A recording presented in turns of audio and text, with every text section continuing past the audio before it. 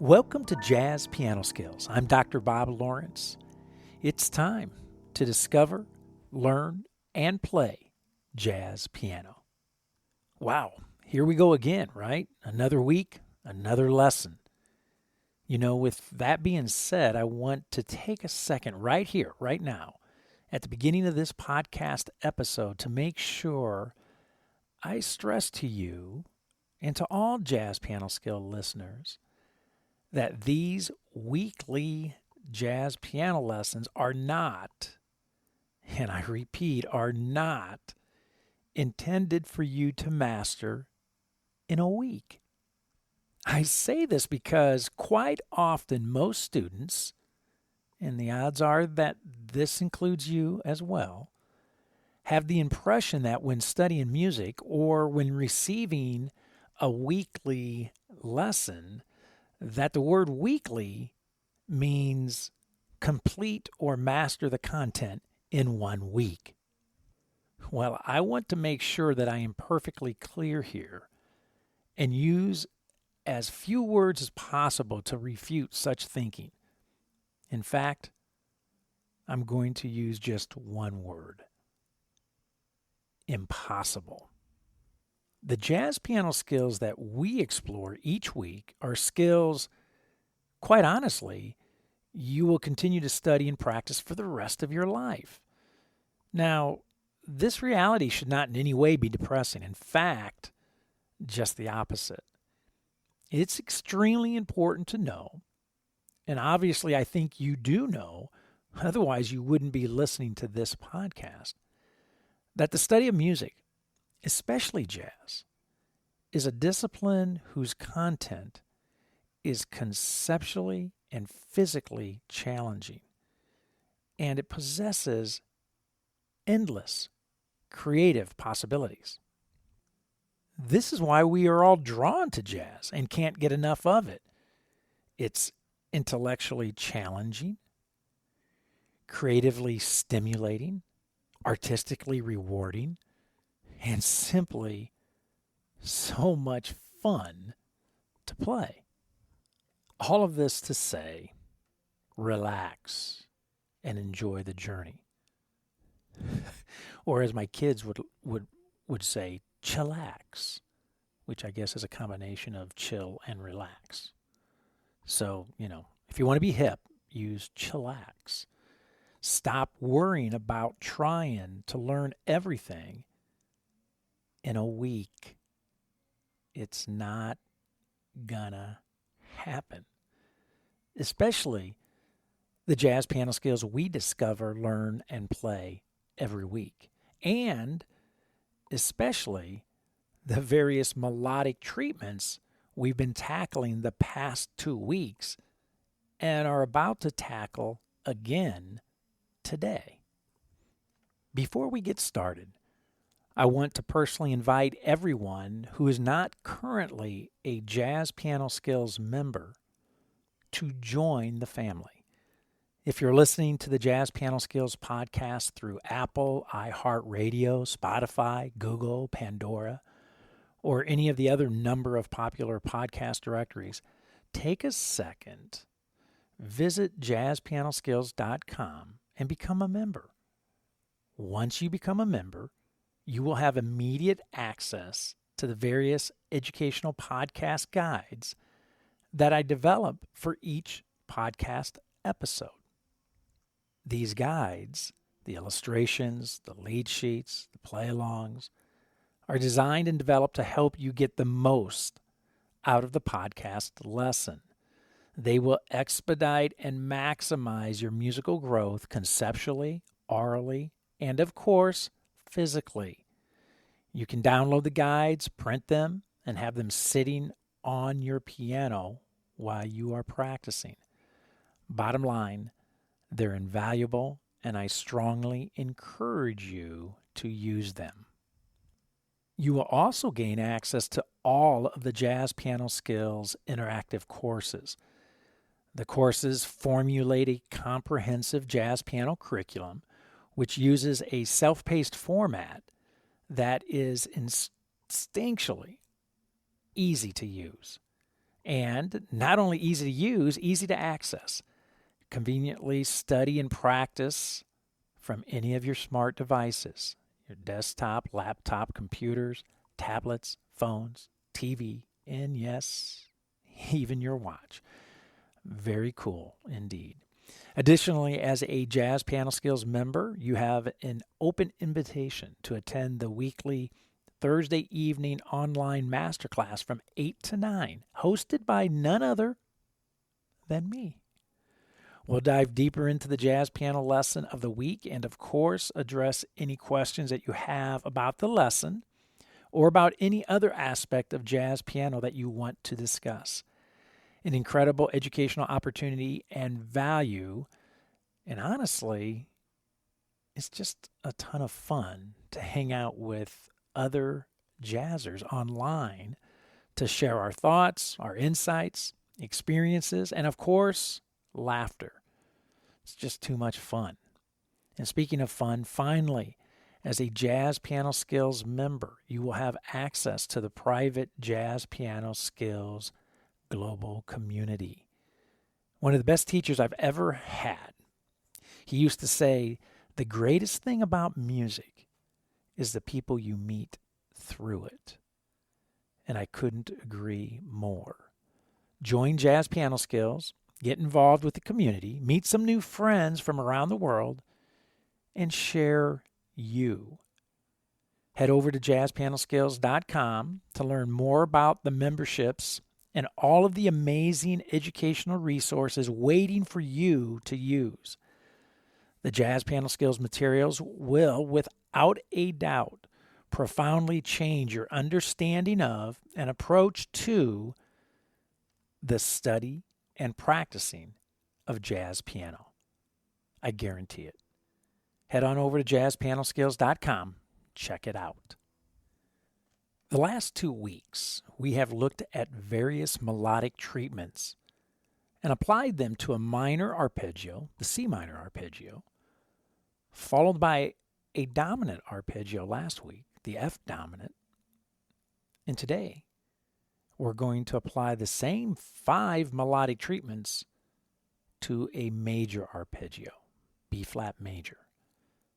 We explored the various ways that jazz pianists throughout history have traditionally harmonized, orchestrated melodies, their melodic treatments, if you will. And the 5 treatments that we have been studying are 1, the single note treatment that I associate with Bud Powell. Number 2, the unison line treatment, Oscar Peterson. Number 3, right hand octave with an added 5th treatment, Red Garland. Number 4, the locked hands treatment, George Shearing. And number 5, the 4th structure treatment, Herbie Hancock. Now, last week I mentioned that some of you may be thinking that this information, these jazz piano skills, these treatments, melodic treatments, are beyond your current level. And of course, I quickly displayed my heartfelt empathy and compassion with powerful and emotionally moving words of encouragement for you. Do you remember what I said? Let me remind you. I said, so what? Right? Too bad, so sad. Basically, get over it. The reality is, no jazz piano skill is beyond your attention. No jazz piano skill is beyond your study. And there is no better time than the present to be introduced to new, and yes, maybe even advanced, jazz piano skills. I also stressed last week that you actually want your jazz piano knowledge to be way out in front of your physical ability, always. In other words, you want to know way more than you can play. And remember, by doing so, you create a dangling carrot that you are trying to grab, that you are chasing through your study and practicing. It is your advanced head knowledge that will be motivating you to consistently practice. Bottom line, without having an understanding of the various components that make up the big picture of the art of playing jazz piano, you are left with simply a very vague and out of focus reality, which does the opposite of motivating you to practice. Instead, a vagueness or out of focus picture of reality only discourages you. And guess what? It eventually leads you to giving up. All of this to say, and I said it again last week, always take any and all opportunities to immerse yourself in the exploration of jazz piano skills beyond your current knowledge base and skill level. This is always a prerequisite to getting better. So don't run away from perceived advanced jazz piano skills. Instead, always run towards them. This is how you are going to get better. Okay, it's time to discover, learn, and play Major Arpeggio Treatments. Today you are going to discover 5 major arpeggio treatments. You are going to learn how to construct major arpeggio treatments. And you are going to play the major arpeggio treatments used by many of the jazz greats. Again, Bud Powell, Oscar Peterson, Red Garland, George Shearing, Herbie Hancock. You will be in good company, no doubt about it. So again, regardless of where you are in your jazz journey, a beginner, an intermediate player, an advanced player, or even an experienced professional, you will find this Jazz Piano Skills podcast lesson exploring major arpeggio treatments to be very beneficial. Treatment number 1, the single note, right? Pretty straightforward. We're going to take our B-flat major 7 and play it as an arpeggio, the B-flat major 7 sound, and we're going to play it as an arpeggio. So we're going to start with our B-flat, and we're going to ascend through the 3rd, through the 5th, to the 7th. Our destination is the 7th. And what you're going to hear me do here when I demonstrate this is you're going to hear me take this single note approach, ascending and descending. I'm going to begin, as I did the last 2 weeks, I'm going to begin with a half note interpretation of the arpeggio. I'm going to play through that one time. I'm going to ascend, and once I get to the top, I'm going to rest for a measure and assess, right? I'm going to assess what I just played. I'm going to assess the good, the bad, the ugly, right? How well did I play the arpeggio? How well did I articulate it? Did I sound like a jazz pianist? Did I rush? Was I out in front of the beat? Was I too far behind the beat, right? So many things to assess, not just did I play the right notes, right? There's more to it than just playing the right notes. So I'm going to play half note interpretation first, one time, followed by the arpeggio using quarter notes. Again, resting at the top, resting at the bottom to assess, followed by the arpeggio being played as eighth notes. Again, resting at the top, resting at the bottom for assessment purposes. And then I'll follow up with a little improvisation using the single note treatment and using only the notes of the arpeggio. Only the B flat, the D, the F, and the A.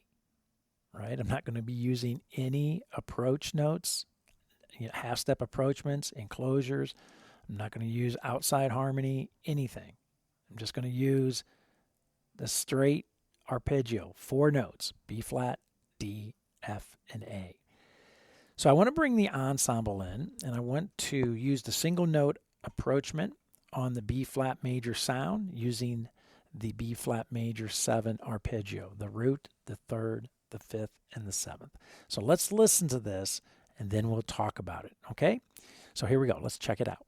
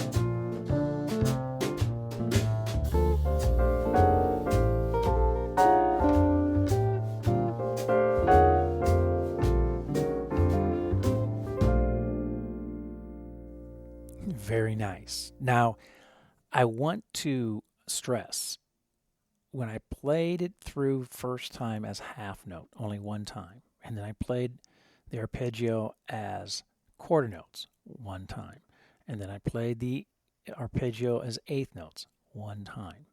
In reality, when I would be practicing, I would be doing each one of those, the half note, the quarter note, the eighth notes, several times, right? But for the sake of the podcast, so we don't have a 3-hour podcast here, I only went through one time as a demonstration, right? So don't bypass how important it is to spend time thinking through the single note approachment on any sound, whether it be the B flat major sound or any sound that you're practicing, right? Take your time and thoroughly digest the sound using the single note approachment. Now, in the educational guide that you can download, the illustration guide, you'll see a diagram in there where I have the left hand where you can literally write out the voicing of choice that you want to use for your left hand.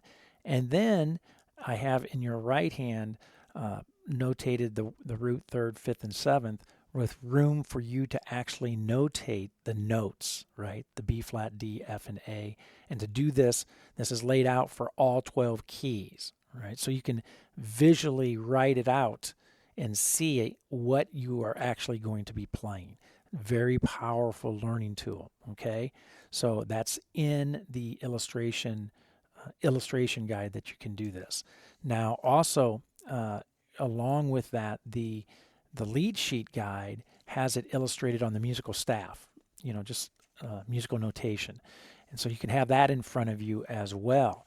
I have the notation for the right hand laid out for you. In the right hand, again, you would use the voicing of choice. You can use a traditional, kind of a block voicing, or you can use a traditional shell, 3-note shell, or contemporary shell in your left hand when you play this single note treatment in your right hand.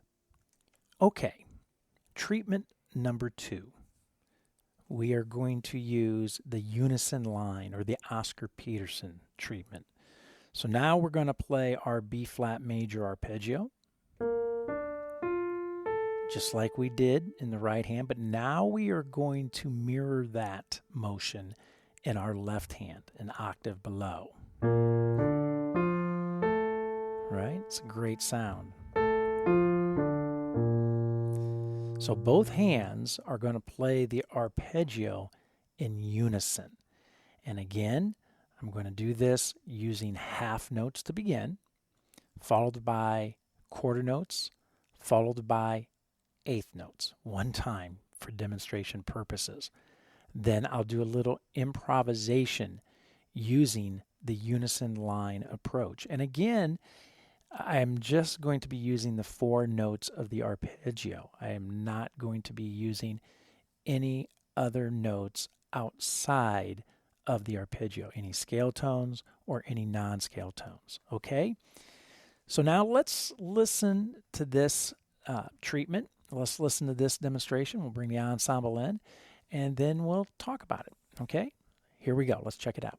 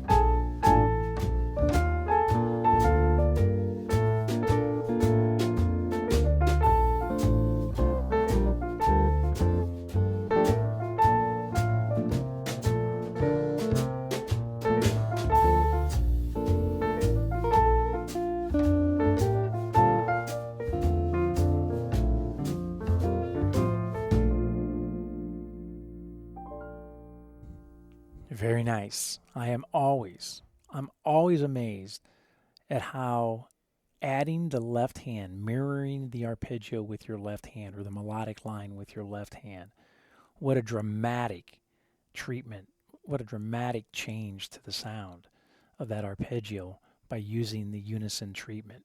It's fantastic.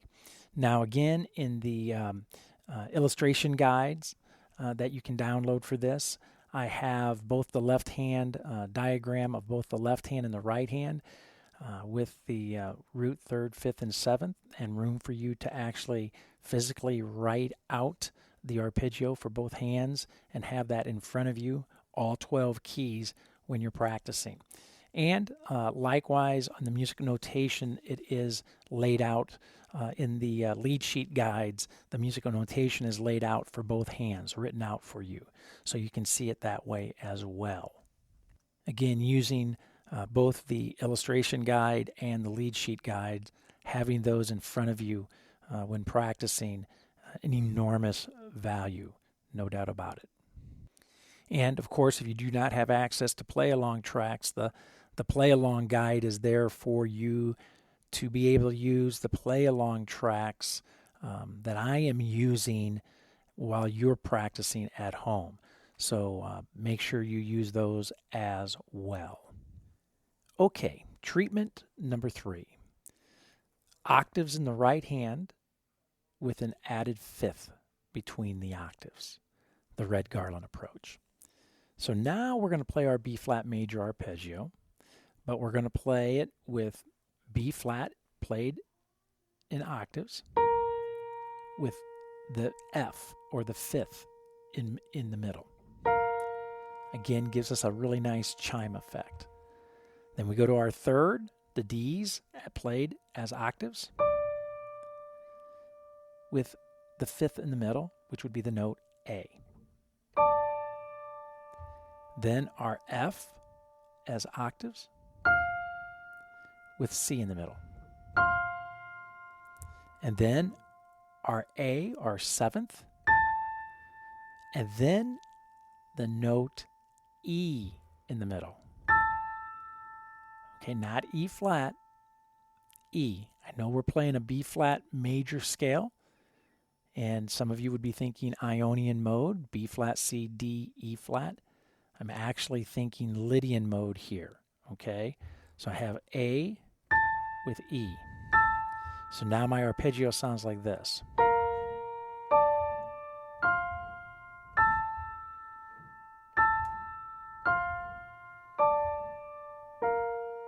Beautiful, beautiful sound. So, okay, so let's bring the ensemble in. Let's listen to this. And again, I'm going to play the arpeggio first using half notes, then using quarter notes, then using eighth notes. And again, with rest on the top of the arpeggio and resting at the bottom of the arpeggio in order to assess. Okay? So let's bring the ensemble in. Let's listen to the octaves with the added fifth, the red garland treatment. Let's check it out and see what we think. Here we go.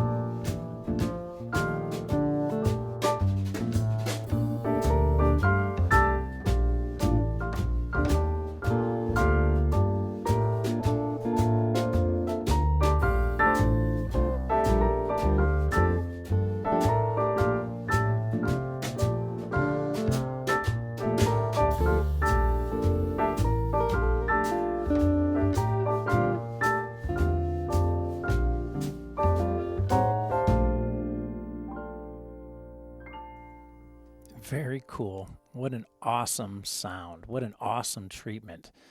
The octaves with the added fifth. Now, in the illustration guide, I have these notated in a diagram, again, where in the left hand you can notate, place in there a voicing of choice in your left hand. And again, you can use kind of a traditional just block voicing if you'd like, or a traditional shell, three-note shell, or contemporary three-note shell in your left hand while you play the octaves with added fifth in your right hand. Again, in the illustration guide that you can download, you can see this diagrammed, and you can notate, make notes in there and notate all of the shapes so that you can have those sitting on the piano when you're practicing. Likewise, the lead sheet guide that you can download, I have the octaves with fifth in the middle, notated, and a special notation for that sharp 4. That's between the octaves based on the seventh. That's notated and laid out for all 12 keys for you. So be sure to download the illustration guide, and be sure to download the lead sheet guide, and of course utilize the play-along guide if you do not have play-along tracks to practice with at home. Okay, let's take a look at treatment number 4. Treatment number 4, locked hands, the classic George Shearing sound. So now we're going to split our octave between our right hand and our left hand. Instead of playing it in one hand like we just did with the red garland with the octave with the added fifth, we're now going to split the octave between our two hands. So in our left hand, I'm going to have, using my thumb, I'm going to play B flat. In my right hand, using my little finger, I'm going to play B flat. And then in between those B flats, I'm going to fill in with chord tones. So I'm going to have a D, F, and A. Now let me play all 5 of those notes together. Nice. So again, B flats, split between the two hands, octave, with D, F, A between them. Then I go to my D. Again, played as an octave, split between the two hands. In between, I have F, A, and B flat. Nice. Now I move to the fifth, the Fs, an octave with A, B flat, and D in between. And then finally, the 7th played as in an octave, split between the two hands, with B flat, D, and F in between. Beautiful. Now here's what the arpeggio sounds like using the locked hands or George Shearing approach.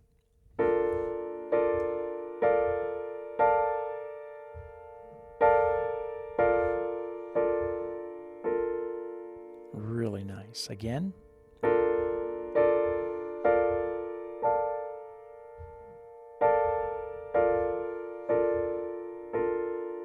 Beautiful. So now let's bring the ensemble in, and I'm going to utilize the exact same approach. Again, half notes, followed by quarter notes, followed by eighth notes, and then a little improvisation using locked hands and only the 4 notes of the arpeggio. Okay? So let's bring the ensemble in. Let's take a listen to the locked hands treatment and see what we think. Here we go. Check it out.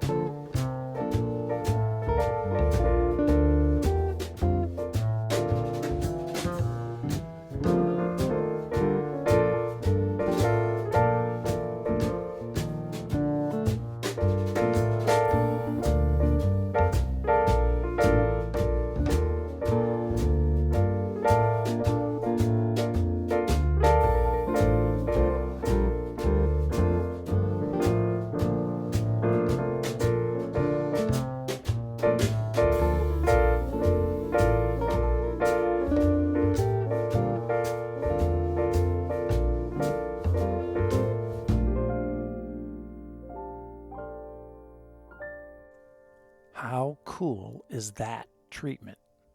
Wow. Awesome. Again, in the illustration guide that you can download, I have the illustration laid out where you can diagram the left hand and then also fill in and diagram the right hand as well. So you can think through all of this in all 12 keys before heading off to the piano and begin practicing the locked hands. In the lead sheet guide, again, that you can download, I have the locked hands laid out, the arpeggio, the major arpeggio, right and left hand laid out in all 12 keys, again, that you can have sitting on the piano. So these visual aids, these visual guides will be very beneficial as you are studying and practicing these melodic treatments. And again, the play-along tracks, I can't say enough. You can utilize those, download, and use those as well to help you place these treatments into a musical context so that you can actually hear them in a musical setting. And you can begin developing your time and your feel while you're at the same time digesting and learning the treatment itself. Smart practice. Very smart practice.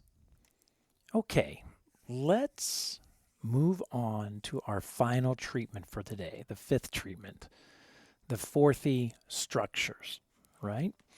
So now we're going to play our B-flat major arpeggio, but we're going to have quite a bit going on here in both our hands, right? The first thing I want to mention is that we're going to have 5 notes that we're playing. We're going to be playing 2 in the left and 3 in the right, okay?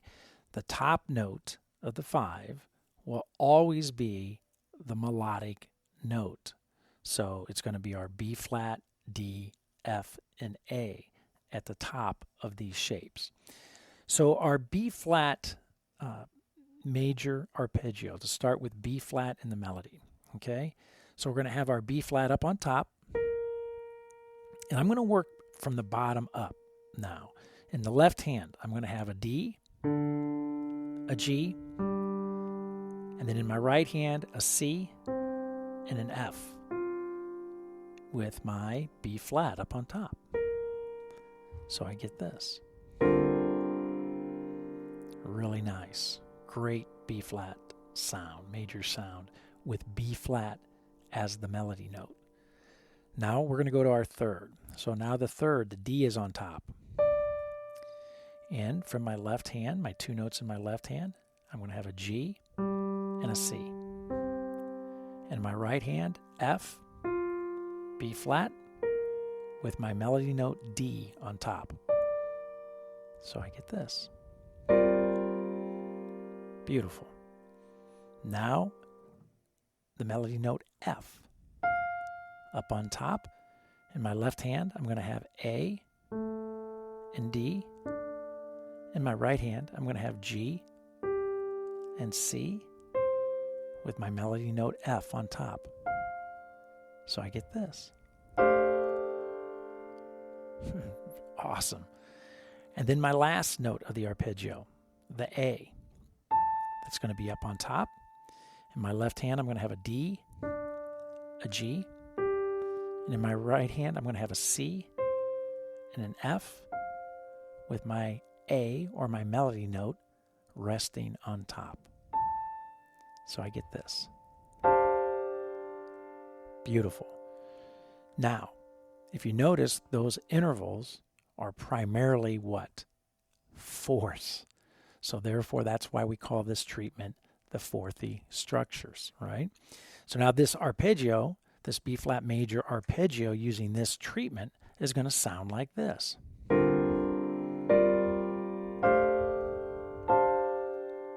Beautiful.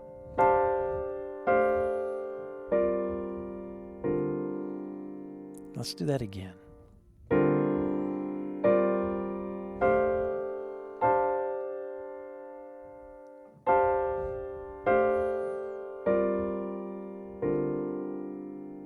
What a sound. What a wonderful sound. So now let's bring the ensemble in. Let's place this sound into a musical context. That's why play along tracks are really important. Let's place this sound into a musical context.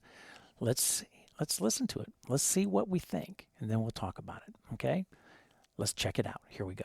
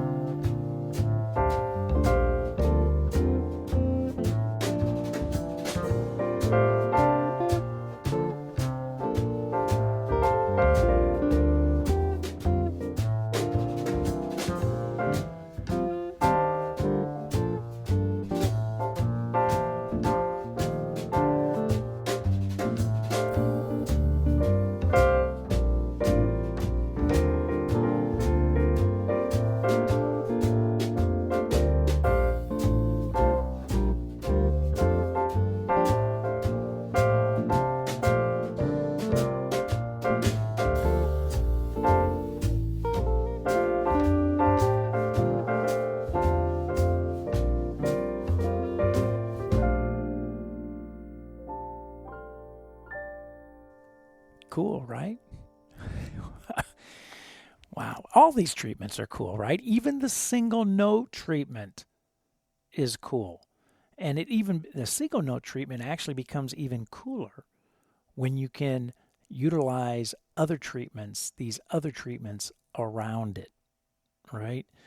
So the illustration guide, when you download it, okay, I have the left hand laid out for you and the right hand laid out for you using numerical notation, right? Your job will be to fill in the graphic, the illustration with the notes. And so I have these diagrams laid out in all 12 keys, and you need to take the time to think through these, especially these fourthy structures, to think through these on paper using these diagrams. Do this first, right? Then you can turn to the lead sheet guide, and I have all these shapes, the right hand, the left hand, laid out for you in all 12 keys.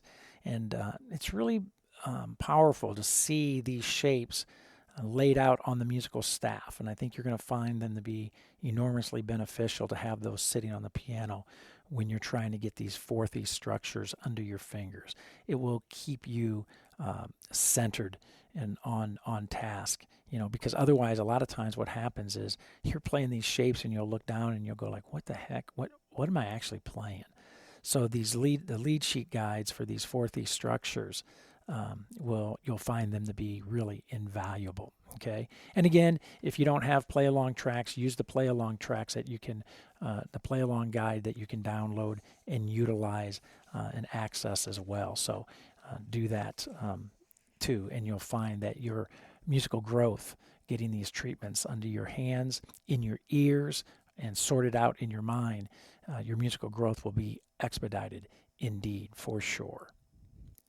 As a Jazz Piano Skills member, if you ever need help, I am always one click away. You can send me a quick voice message using the SpeakPipe widget that is nestled directly beneath each podcast player. If you are listening to this podcast on the Jazz Piano Skills website, the SpeakPipe widget right beneath the player allows you to send me a quick voice message, and I will receive that immediately, and I will send you one back almost immediately as well with an answer. Right? It's a great way for the two of us to engage with one another and interact with one another. It's very cool technology. Check it out. And if you're a scaredy cat and you're afraid to send me a voice message, then you can post any of your questions in the private Jazz Piano Skills forum or the private Jazz Piano Skills Facebook group. If you haven't joined the Facebook group, please do so.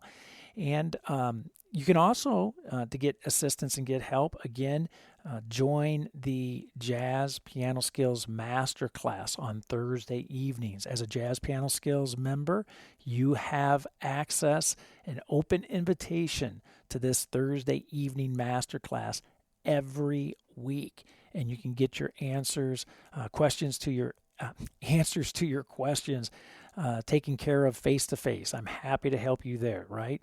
So many ways for you to get help. And again, as I always mention, my entire goal here is to provide you with the very best jazz piano lessons, the very best jazz piano educational resources and materials, and the very best jazz piano support that's available anywhere today. Well, I hope you have found this Jazz Piano Skills podcast lesson exploring major arpeggio treatments to be very insightful and beneficial, of course. But don't forget, if you are a Jazz Piano Skills member, I just mentioned, I will see you online Thursday evening at the Jazz Piano Skills Masterclass, 8 p.m. Central Time, to discuss this podcast episode lesson in greater detail and to answer any questions that you may have about major arpeggio treatments or any questions that you have regarding the study of jazz piano in general. And as a Jazz Piano Skills member, be sure to use the educational podcast guides for this lesson and the Jazz Piano Skills courses as well. And likewise, make sure you are an active participant in the Jazz Piano Skills forums and private Facebook group. Get involved and make some new jazz piano friends. As always, you can reach me by phone at 972-380-8255 8050, extension 211. By email, Dr. Lawrence at JazzPianoSkills.com. That's drlawrence at JazzPianoSkills.com. Or by the SpeakPipe widget that I just mentioned. That's found on the Jazz Piano Skills website, in the educational podcast guides, and the Jazz Piano Skills courses. So many ways to get help. So, that's it for now. And until next week, enjoy the journey. And most of all, have fun as you discover, learn, and play jazz piano.